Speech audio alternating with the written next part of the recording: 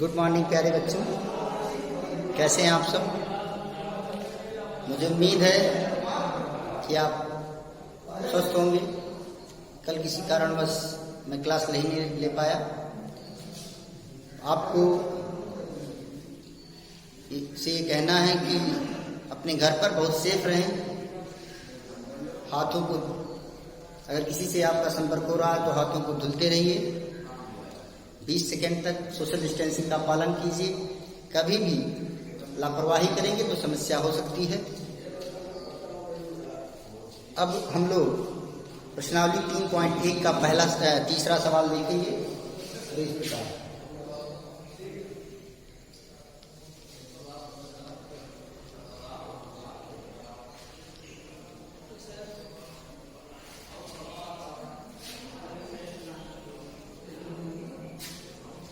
प्रश्नावली 3.1 का सवाल यह है कि 2 किलो सेब और 1 किलोग्राम अंगूर का मूल्य किसी दिन 180 रुपये था।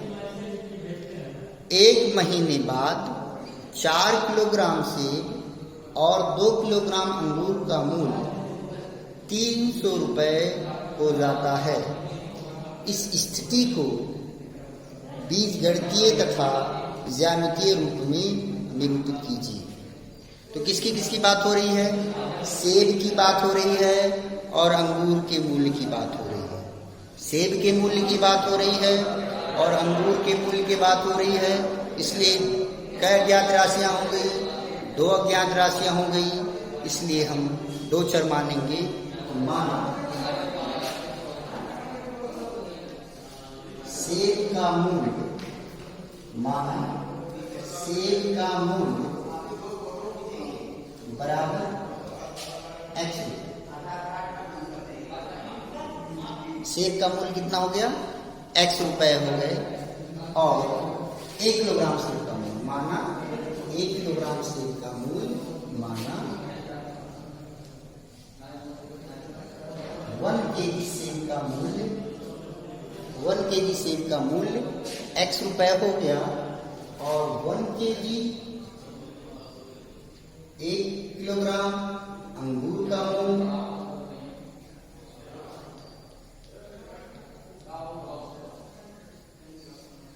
कितना हो गया? y। ठीक, 1 किलोग्राम। अब क्या कह रहा है सवाल में? 2 किलोग्राम सेब और 1 किलोग्राम अंगूर। तो 2 किलोग्राम सेब, तो 1 किलोग्राम सेब का मूल्य x रुपया है, तो 2 किलोग्राम सेब का मूल्य कितना हो जाएगा? 2x। 2 से गुणा हो जाएगा तो 2x रुपया हो गया। क्लियर हुआ कि नहीं हो? पहली शर्त की बात चल रही है। और 1 किलो अंगूर, 1 किलो अंगूर, तो 1 किलो अंगूर का दाम कितना है? y रुपया है, तो y रुपया हो गया। ये किसका दाम हो गया? सेब का दाम हो गया। ये किसका दाम हो गया? अंगूर का दाम हो गया। ये 2 किलोग्राम सेब का दाम हो गया और ये 1 किलोग्राम अंगूर का दाम हो गया। तो कुल कितना रुपया देना पड़ेगा आपको? जोड़ेंगे कि नहीं जोड़ेंगे? जी हाँ, जोड़ेंगे। तो दोनों को जोड़ दिया तो 2x + y हो गया। और कुल कितना रुपया देना पड़ता है उसको? कितना मूल्य है? 100 रुपया। तो यहाँ पर लिखेंगे बराबर 100। ये हो गया समीकरण नंबर 1। ये बात क्लियर हो गई कि नहीं हो गई? अब अगली बार फिर क्या कह रहा है? 4 किलो सेब, 4 केजी सेब और 2 केजी अंगूर का मूल्य 300 रुपया है। 4 केजी सेब है और 2 केजी अंगूर है। तो 1 केजी सेब का मूल्य कितना है? x रुपया है। तो 4 केजी मूल्य का सेब का मूल्य कितना हो जाएगा? 4 केजी 1 केजी का सेब का मूल्य कितना है? x रुपया। इसलिए 4 केजी सेब का मूल्य कितना होगा? 4x। सुना? ये प्रथम शर्त हो गया। लिखना चाहे तो लिख दें प्रथम शर्त। प्रथम बात हो गई, प्रथम कंडीशन हो गई। और ये हो गया द्वितीय शर्त, ये द्वितीय कंडीशन। लिखेंगे तो बेहतर रहेगा, नहीं लिखते हैं तो कोई दिक्कत नहीं है। तो ये हो गया 4x। ये बात क्लियर हो गई। और कितने किलोग्राम अंगूर है? 2 किलोग्राम अंगूर है। 1 किलोग्राम अंगूर का दाम कितना है? y रुपया है। तो 2 किलोग्राम अंगूर का मूल्य कितना होगा? 2y होगा। 2 से गुणा हो जाएगा। एक का एक वाई तो दो का क्या वाई हो जाएगा, दो वाई, और दोनों को मिला देंगे अगर तो ये हो गया 4x plus 2y is equal to 300। ये हो गया दूसरा समीकरण, 4x plus 3y is equal to 2y is equal to 300, ये समीकरण। अब हम लोग बात करते हैं कि अब देखिए, अब यहीं पर समझना है 4x plus 2y is equal to 300 हो गया कि नहीं हो गया। अब ये समीकरण बन चुका है, लेकिन ध्यान दें अगर एक चीज को, तो देखिए यहाँ पर 4 है, यहाँ पर 2 है, यहाँ पर 3 है। प्रत्येक पद में ये बाएं पक्ष के क्या पद हैं, 2 पद हैं, दोनों पदों में 2 मौजूद है, यहाँ पर भी 2 मौजूद है, यहाँ पर भी 2 मौजूद है, और दाएं पक्ष में भी 2 मौजूद है, 2 गुणनखंड के रूप में मौजूद है कि नहीं मौजूद है। तो चूंकि दाएं पक्ष के प्रत्येक पद में 2 मौजूद है और दाएं पक्ष में भी 2 मौजूद है, इसलिए हम इस समीकरण को छोटा करने के लिए 2 से भाग कर सकते हैं। तो अगर हम इस समीकरण को 2 से भाग कर दें तो ये कितना हो जाएगा, 2x 2 दूनी 4, 2 से भाग दे रहे हैं, दोनों पक्षों को भाग देंगे। भाग तभी दे सकते हैं जब दोनों पक्षों, तो दोनों पक्षों में 2 से भाग देंगे। अगर तीनों में 3 सभी पदों में क्या मौजूद होता, 3 मौजूद होता, तो आप 3 से भाग देंगे। जैसे मान लीजिए यहाँ पर देखिए 4 मौजूद है, यहाँ पर भी 4 से भाग देंगे तो 75 आ जाएगा, लेकिन यहाँ पर 4 से भाग नहीं हो पाएगा, बटे में आ जाएगा, तो आपको कोई फायदा नहीं मिलेगा। इसलिए किससे भाग दिया जा रहा है, ऐसे संख्या से भाग दिया जाएगा जो सभी पदों में आसानी से उपलब्ध हो। क्लियर हुआ कि नहीं हुआ। अब यहां से आप देख सकते हैं कि 4 को 2 से भाग दिया तो कितना हो गया, 2x धन 2 को भाग दिया कितना हो जाएगा यहाँ पर y, और अगर इसको भाग देंगे तो कितना हो जाएगा 150। ये हो गया समीकरण नंबर 2। ये बात सुना है कि नहीं आ गई, मुझे लगता है क्लियर हो गया। अब ये आपका समीकरण बन गया है, यानी ये बीजगणितीय रूप में निरूपित हो चुका है। अब आप इसको ज्यामितीय रूप में निरूपित करना है। तो आपको ज्यामितीय रूप में निरूपित करने के लिए क्या बताया गया है, आपको बताया गया है कि एक बार समीकरण में x बराबर 0 रखेंगे और फिर उसी समीकरण में y बराबर 0 रखेंगे और मान निकालेंगे। तो सबसे पहले समीकरण x के लिए देखते हैं, समीकरण a के लिए देखते हैं।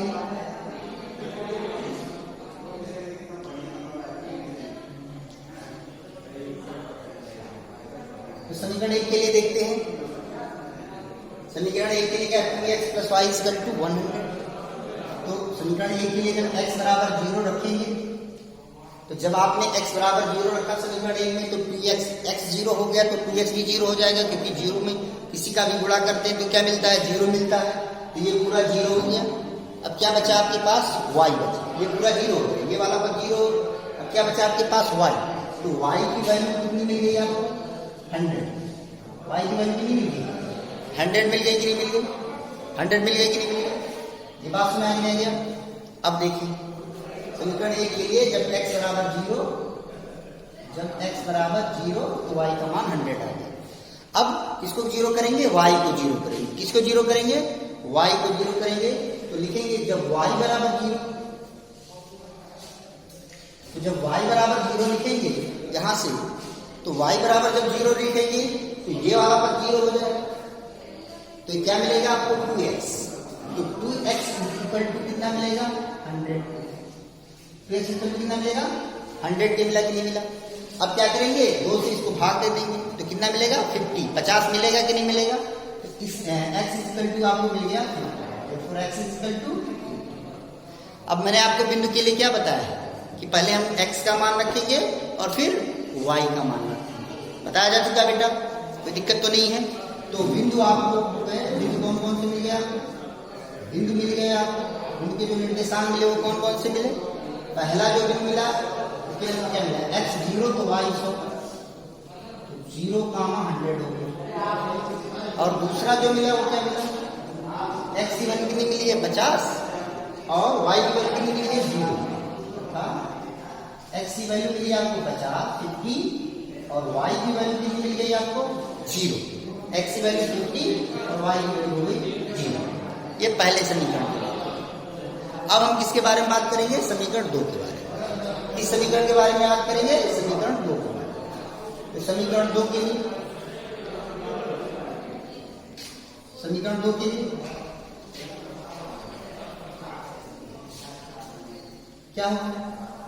अब समीकरण 2 के लिए आते हैं।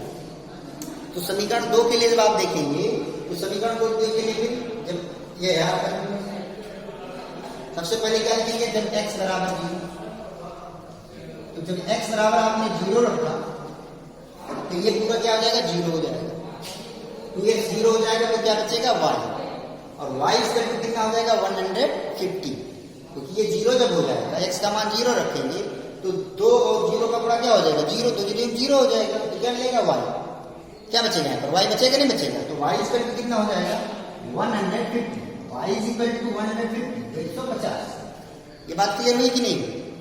और जब y इज इक्वल टू 0 रखा आपने इसी समीकरण में, y इज इक्वल टू 0 रखा, अब y इक्वल टू 0 रख रहे हैं, y इक्वल टू 0 रख रहे हैं, क्या रख रहे हैं? 0 रख रहे हैं। तो 0 जब आप रख रहे हैं तो ये 0 हो जाएगा, तो आपको क्या मिलेगा? 2x, क्या मिलेगा? 2x मिलेगा, और 2x इज इक्वल टू कितना हो जाएगा? ये जब 0 हो जाएगा तो यहाँ पर लिख दीजिए 2x को 2x लिख दिया, और ये आपका 0 हो गया, और इक्वल का चिन्ह लगा हुआ तो यहाँ पर इक्वल का चिन्ह लग जाएगा, और क्या लिखा है यहाँ पर? 150 to 150। ये बात क्लियर हुई कि नहीं? तो जब ये बात क्लियर हो गई 2x इक्वल टू 150, तो यहां से आप देख सकते हैं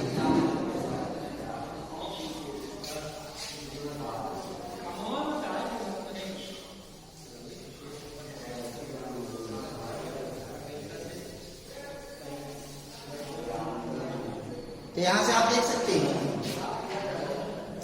कि 2x इक्वल टू 150, तो यहां से लिख सकते हैं x इज इक्वल टू क्या लिख सकते हैं आप? x इज इक्वल टू 75, क्या लिख सकते हैं? 75, 2 से डिवाइड करेंगे 150 को, तो x इज इक्वल टू कितना मिलेगा? 75 मिलेगा, 75 मिल जाएगा। तो आपको कौन कौन से बिंदु मिले? बिंदु कौन कौन से मिले? आपको बिंदु मिल गए x 0 और y की वैल्यू कितनी है? 150, तो इसका मतलब हो गया 0, 150। अच्छा, x इक्वल टू 75, तो y इक्वल टू कितना हो जाएगा? 0। ठीक, तो सबसे पहले x की वैल्यू लिखते हैं, फिर y की वैल्यू, तो ये कितना हो गया? 75, 0। ये बात क्लियर हो गई? तो आपको समीकरण कौन से मिल चुके हैं? कितनी बात समझ आ गई? क्लियर हो गया कि नहीं हो गया? इतना करने के बाद आपको क्या करना? बिंदु मिल चुका है आपको। अब चूंकि हम जो है, अब जब बिंदु मिल गया तो अब आपको क्या करना है? ट्रेसिंग करना है, ग्राफ बनाना है। तो चलिए देखिए, देखिए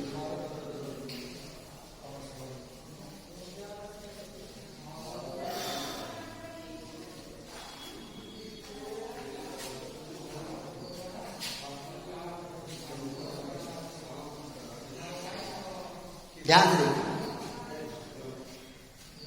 ये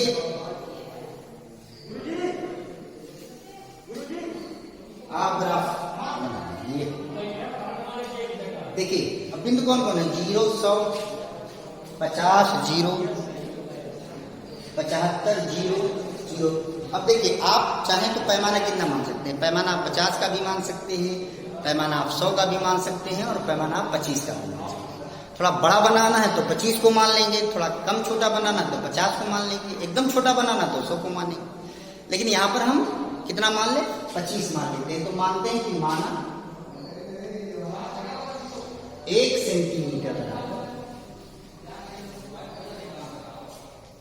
25, तो 1 सेंटीमीटर बराबर 25, तो इसका मतलब क्या हो गया?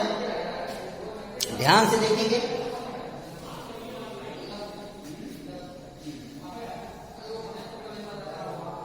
ये हो गया आपका 25, ये आपका हो गया 50, अगला 75। फिर पैमाना कितना मानना है? 1 सेंटीमीटर बराबर 25, तो 25 हो गया, ये 50 हो गया, ये 75 हो गया। क्लियर हो रहा है कि नहीं? ये 100 हो गया। क्लियर हो गया कि नहीं हो गया? बस अब इतना ही हमको जानना है। क्यों? अब देखिए, 100 तक ही क्यों गए? क्योंकि x की जो वैल्यू है, यहाँ पर x की वैल्यू 0, यहाँ पर x की वैल्यू 75, यहाँ पर x की वैल्यू 0, यहाँ पर x की वैल्यू 50, यानी x का जो महत्तम मान है वो कितना है 75 है। तो आप 70,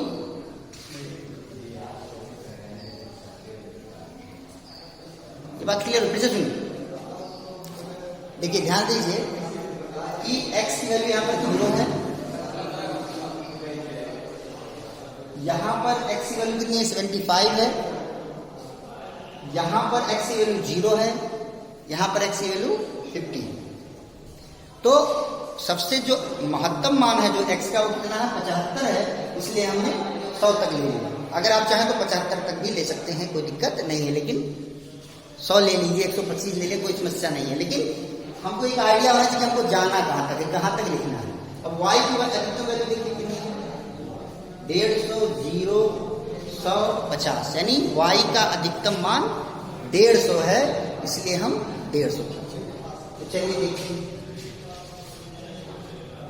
ये हो गया 25, 25, ये हो गया 50, ये हो गया 75, ये हो गया 100, ये हो गया 125 और ये हो गया आपका 100। अब चलिए पहले समीकरण के लिए देखते हैं। किसके लिए देखते हैं? पहले समीकरण के लिए देखते हैं। किसके लिए देखते हैं? पहले समीकरण के लिए देखते हैं। ये बात क्लियर हुई कि नहीं? किसके लिए देखते हैं? पहले समीकरण के लिए। तो पहला समीकरण क्या है? पहले समीकरण के लिए बिंदु क्या है 0, 100 और दूसरा बिंदु क्या है 50, 0। तो सबसे पहले 0, 100 पर देखते हैं। तो जब x 0 हो गया तो ना दाएं जाना है और ना बाएं जाना है। फिर कितना लिखा हुआ 100, तो 100 कहाँ पर है? यानी ऊपर जाना है, प्लस है ना, तो 100 ऊपर जाना है, यानी 100 कहाँ मिला? ये है, ये कौन सा बिंदु हो गया आपका 0, 100। ये जो बिंदु हो गया वो क्या हो गया 0, 100। फिर क्या है 50, 0, 50, 0, यानी पहले x कितना दिया 50, यानी दाहिनी तरफ क्या कदम गए 2 कदम, तो ये हो गया आपका 50। हो गया कि नहीं हो गया? और फिर 0 लिखा हुआ है, 0 लिखा हुआ है, इसका मतलब ना ऊपर जाना है ना नीचे जाना है, यानी यही हो गया आपका 50, 0। ये हो गया आपका 50, 0। अब ये बिंदु मिल गया, ये वाला हो गया, और ये वाला भी ये वाला हो गया। अब इसको मिलाने वाली एक रेखा हो जाएगी और यही पहली रेखा को प्रदर्शित करता है। फिर से देखिए, एक पहला बिंदु क्या हो गया 0, 100 हो गया, और दूसरा बिंदु क्या हो गया 50, 0 हो गया, और इन दोनों को मिलाने वाली एक रेखा हो गई। अब ये किस समीकरण को प्रदर्शित करता है? ये समीकरण प्रदर्शित करता है क्या, कितने थे 2x + y = 100। इसको प्रदर्शित करता है 2x + y = 100 के लिए प्रदर्शित करता है। ये बात क्लियर होगी? ये पहला समीकरण ही तो निकला था। अब हम लोग दूसरे समीकरण पर पहुंचते हैं। अब क्या कह रहा है? पहला क्या है 0, अब दूसरे समीकरण के लिए जो बिंदु मिला वो कितना है 0, 150 और 75, 0। 0, 150 और 75, 0। तो सबसे पहले आप इधर जाएंगे 0, 150। पहले क्या लिखा हुआ है 0 लिखा हुआ है। तो जब 0 लिखा हुआ है तो इसका मतलब क्या करना है, ना दाएं जाना है ना बाएं जाना है। फिर 150 लिखा हुआ, यानी यहाँ पर पहुंचोगे। देखिए 150 कहाँ पर लिखा हुआ है? यहाँ पर लिखा हुआ, प्लस ऊपर जाएंगे नहीं जाएंगे। तो ये बिंदु मिल गया आपको 0, 150। ये बिंदु क्या मिल गया आपको 0, 150। 0, 150, ये वाला पॉइंट हो गया 0, 150। क्लियर हुआ कि नहीं हुआ? और दूसरा क्या है 75, 0। तो पहले 75 का मतलब ये प्लस है, यानी किस कदम तरफ जाना है? मूल बिंदु से दाहिनी तरफ। कहाँ जाना है 75, यानी 75 यहाँ पर तीसरा कदम जो है ये, तो यह हो गया आपका 75। क्लियर हुआ कि नहीं हुआ? और 75 को किस फॉर्म लिख सकते हैं? ये हो गया 75, 0। ये क्या हो गया 75, 0 हो गया। और 0, 150 कहाँ पर है? यहाँ पर। इससे जाने वाली रेखा ये खींच दिया कि नहीं? अब हो सकता है आगे मिल गई ना, कोई दिक्कत तो नहीं है। तो क्या देखा, इस तरह से रेखांक को आपको खींच लेना है। क्लियर हुआ कि नहीं? तो आप, ये कौन सी लाइन है? ये लाइन है 2x plus y is equal to 150। ये कौन सी लाइन हो गई? दूसरी लाइन है। और दूसरी लाइन कौन है? 2x plus y is equal to 150। तो अब मुझे लगता है कि ग्राफ आपको समझ में आ गया होगा। तीनों सवाल मैंने बताए हैं। पहले दिन जो ग्राफ बताया था उसका जो नीचे का थोड़ा सा फिगर था वो कट गया था, इसीलिए मैंने आज एकदम स्पष्ट आपको समझ में आ गया। ये 25, 50, 75 और 100 कैसे आया, जान पाए कि नहीं जान पाए, एक बार फिर से मैं बता रहा हूँ। मैंने पैमाना कितना माना? 1 सेंटीमीटर बराबर 25, इसलिए 1 सेंटीमीटर पहले कदम 25, दूसरा 25 गुना 50, तीसरा कदम 25 दिया 75, चौथा कदम 25 चौका 100। इसी तरह से यहाँ पर 25 एकम 25, 25 गुना 50, 25 का 75, 25 चौका 100, 25 पंचे 125 और 25 का 150। ये कॉन्सेप्ट क्लियर हुआ कि नहीं हुआ? तो ये ज्यामितीय निरूपण भी आप लिख लिए और बीजगणितीय निरूपण भी आप देख लिए। इस तरह से प्रश्नावली 3.1 समाप्त होता है। ये बात क्लियर हो गई कि नहीं हो गई? अब हम लोग कुछ और बातें करेंगे, समझेंगे, जानेंगे।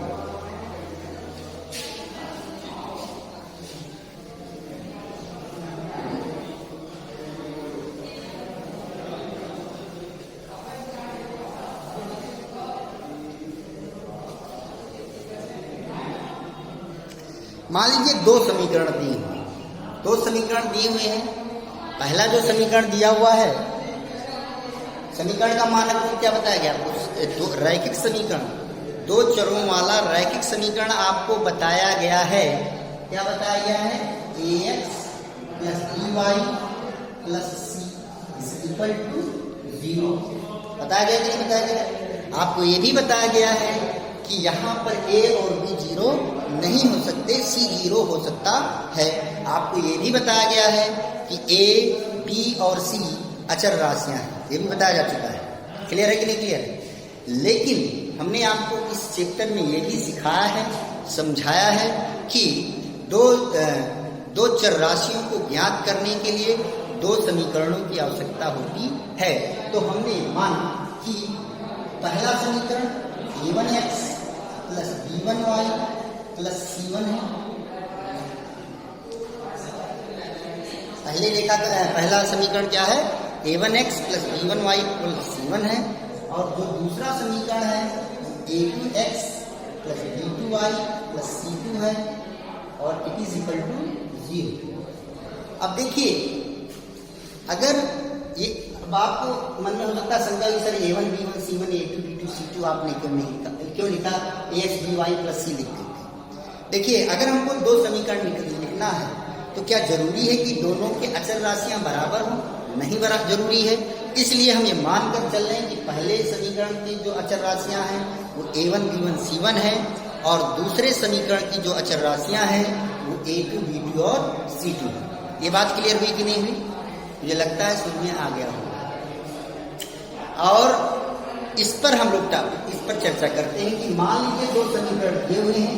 एक समीकरण ये है, पहला समीकरण ये है और दूसरा समीकरण ये है। इसके बारे में हम लोग चर्चा करना चाह रहे हैं। तो अब हम लोग जब इसके बारे में बात करना चाह रहे हैं तो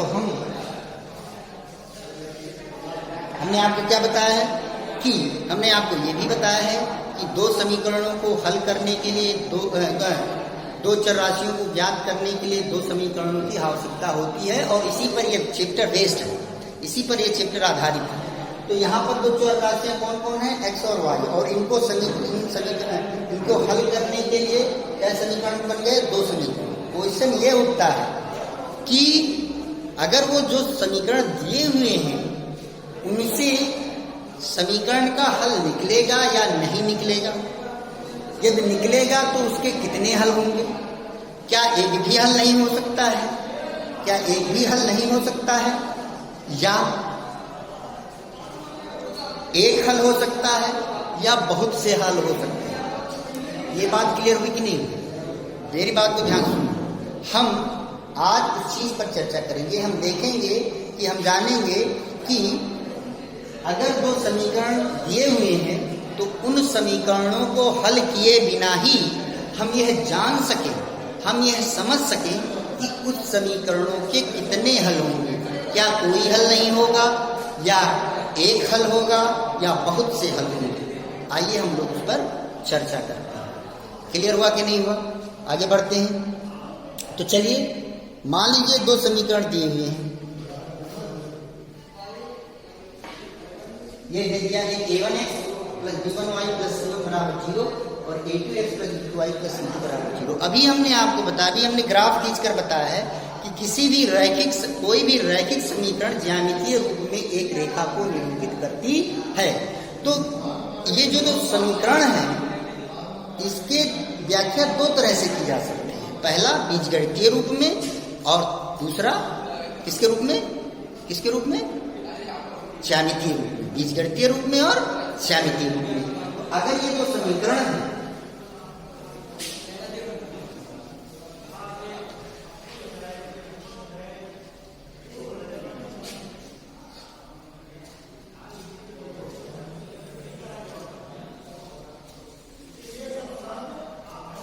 समीकरण कौन कौन है?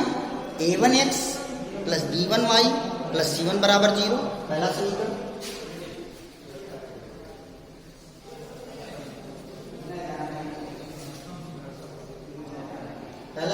a1x plus b1y plus c2 0 है।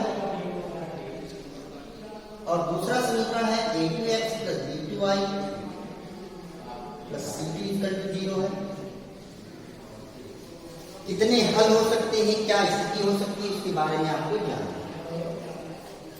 अभी आप इसको समझ लेंगे, जब सवाल आएगा तो उसमें हम आपको समझाते रहेंगे कि क्या कहाँ पर क्या स्थिति हो रही है, क्यों हो रही है, सारी बातें क्लियर होंगी। यहाँ पर आपको केवल समझ लेना है, जान लेना है। आइए देखते हैं कैसे।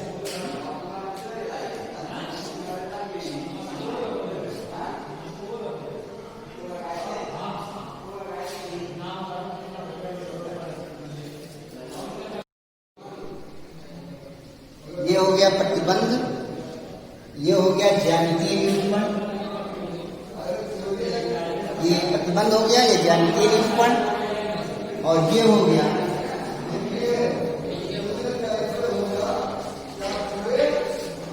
बीजगणितीय निरूपण।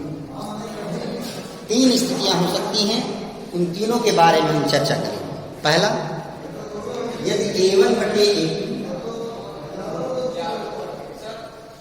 Is not equal to b1 बटे b, तो ज्यामितीय निरूपण का मतलब क्या हो गया कि ये जो दो रेखाएं हैं वो क्या कर रही हैं, ये दो समीकरण हम क्या कर रहे हैं, दो रेखाओं को निरूपित कर रहे हैं। तो अगर इनके लिए x के गुणांकों का अनुपात यानी a1 बटे a2 x के गुणांकों का अनुपात y के गुणांकों के अनुपात के बराबर नहीं है, तो रेखाएं क्या होंगी, प्रतिच्छेदी होंगी। क्या लिखेंगे आप, रेखाएं प्रतिच्छेद करेंगी, प्रतिच्छेद करेंगी।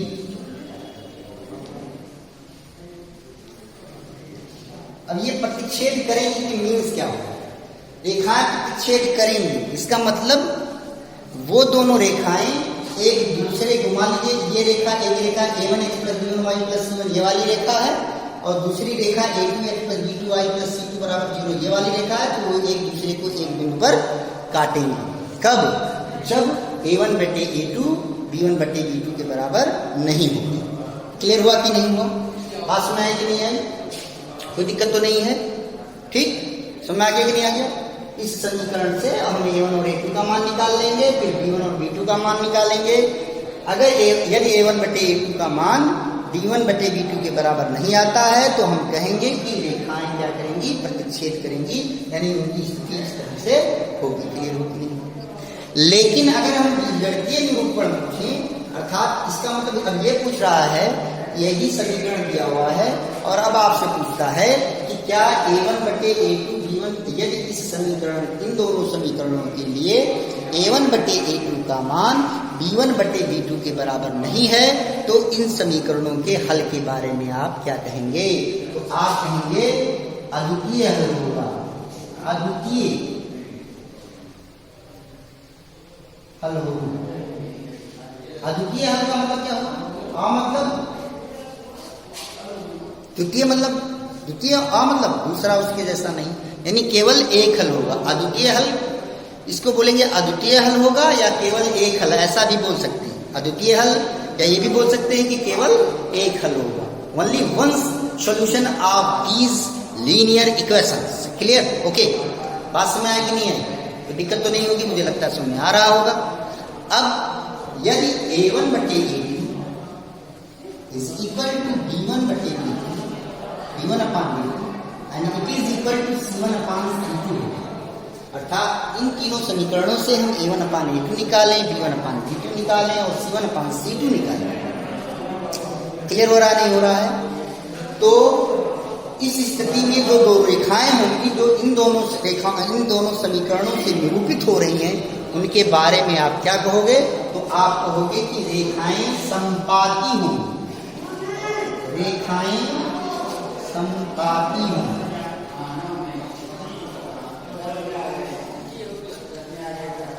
रेखाएं क्या होंगी?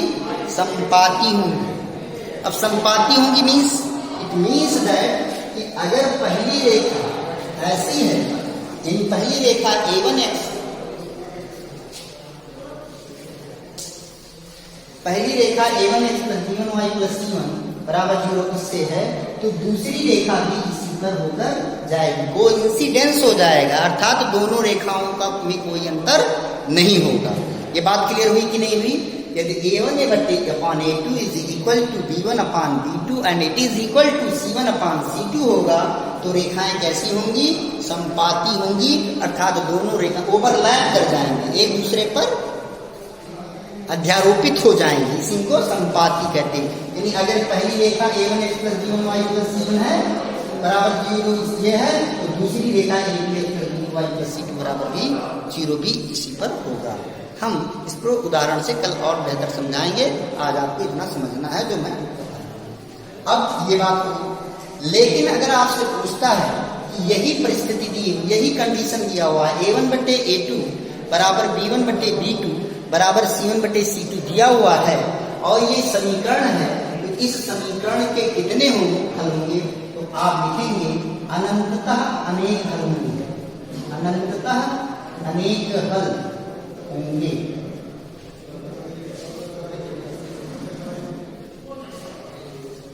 अनंततः अनेक हल होंगे, इट मीन्स दैट अनंततः अनेक हल होंगे, इट मीन्स दैट यानी इन दोनों समीकरणों से x और y के जितना मान हम चाहें, सुबह से शाम और शाम से सुबह हो जाए, फिर भी x और y का मान हमको मिलता रहेगा और वो x और y के मान इन दोनों समीकरणों को क्या करेंगे? संतुष्ट करेंगे। ये बात क्लियर हो गई कि नहीं होगी? समझ में आ गया कि नहीं? अब तीसरा जो प्रतिबंध है, तीसरा जो कंडीशन है वो ये है कि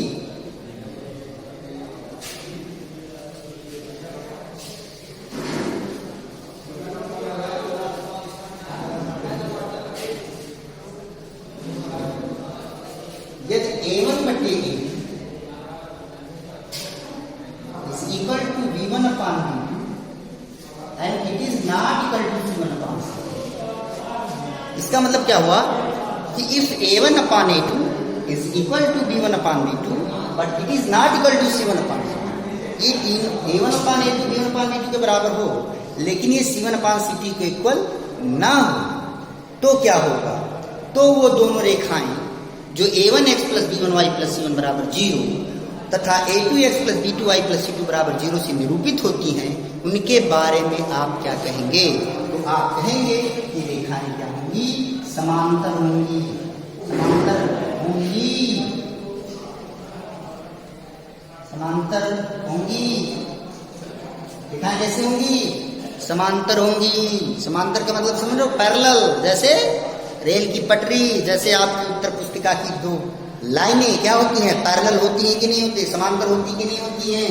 यानी ये रेखा, एक रेखा ये है तो दूसरी रेखा ये पैरेलल लाइन है। ये कैसी लाइन है? पैरेलल लाइन है।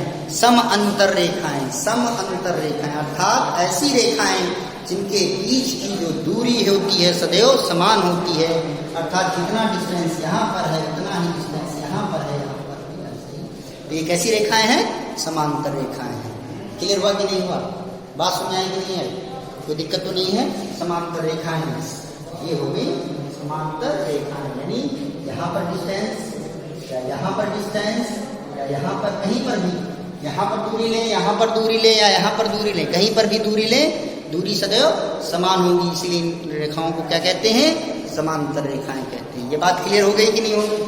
अब अगर फिर वही क्वेश्चन कि यदि किसी समीकरण में a1x प्लस b1, दो समीकरण दिए हुए हैं, एक समीकरण a1x plus b1y plus c1 बराबर 0 दिया हुआ है, दूसरा समीकरण a2x plus b2y plus c2 बराबर 0 दिया हुआ है, और उन समीकरण के कितने हल होंगे? पहले क्या कंडीशन थी? वो दोनों रेखाएं हैं, तो रेखाओं के बारे में आप क्या कहेंगे? अब वो रेखाएं नहीं रह गई, अब वो समीकरण किसको व्यक्त कर रही हैं? दो समीकरण को व्यक्त कर रही हैं और उनका हल पूछ रहा है, तो आप कहेंगे इसके कोई हल नहीं है, इसका कोई हल नहीं है, कोई हल नहीं है। अब क्वेश्चन कैसे आते एग्जाम में? क्वेश्चन कैसे आते एग्जाम में? या आपको याद कैसे करना है? आ गया पिशाब से, रेखाएं समांतर होंगी यदि, रेखाएं समांतर होंगी यदि a1/at is equal to b1/b2 is not equal to c1/c2। Question आ गया, दो समीकरण हैं, उनके कोई हल नहीं होगा, कब? तो आप लिखोगे कोई हल कब नहीं होगा? यदि a1/a2 is equal to b1/b2 and it is not equal to c1/c2। Question आ गया, यदि a1/a2 is not equal to b1/b2 हो तो रेखाएं कैसी होंगी? आप कहोगे रेखाएं क्या करेंगी? प्रतिच्छेद करेंगी। फिर क्वेश्चन उठता है, यदि a1/a2 is not equal to b1/b2 तो समीकरण के हल कितने होंगे? आप कहेंगे समीकरण के अद्वितीय हल होंगे, अर्थात केवल एक हल होगा। क्लियर हो रहा है कि नहीं हो रहा है? अगर आपसे कहता है कि a1/a2 is equal to b1/b2 and it is equal to c1/c2 है, तो रेखाएं कैसी होंगी? आप कहोगे रेखाएं समबाकी होंगी। और कहता है कितने हल होंगे? तो आप कहोगे मुझे लगता है ये बात क्लियर हो गई होगी, समझ में आ गया होगा। आप इन चीज़ों को तैयार कर लेंगे, कल हम इसके आगे बढ़ेंगे। मुझे उम्मीद है समझ में आया होगा। कोई समस्या होगी तो बताएंगे। धन्यवाद।